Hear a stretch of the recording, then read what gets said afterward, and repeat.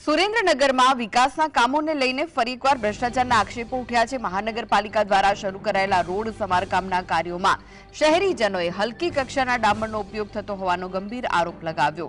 માવઠાના કારણે ધોવાયેલા રસ્તાઓનું સમારકામ ચાલુ હોવા છતાં કોન્ટ્રાક્ટરો પોતાના સ્વાર્થ માટે નબળી ગુણવત્તાની કામગીરી કરી રહ્યા હોવાનો આક્ષેપ છે।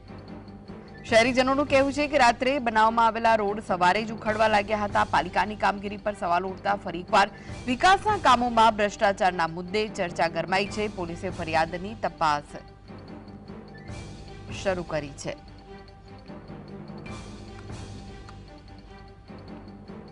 નગરપાલિકા દ્વારા 9 મહિને આ રોડની બોગસ કામગીરી હાથમાં લેવામાં આવી છે। બરોબર, તમે વિચારો કે આ કાંકરા અનદ ઉડી રહ્યા છે, કાચ સાથે ભટકાઈ રહ્યા છે। આ રોડ નથી પણ આ કાંકરા રોડ રાતોરાત બનાવવામાં આવ્યો છે।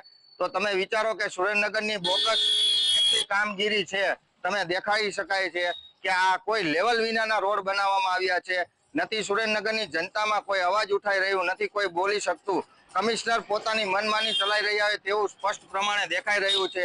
કલેક્ટર સાહેબનું પણ નથી સાંભળવામાં આવ્યું।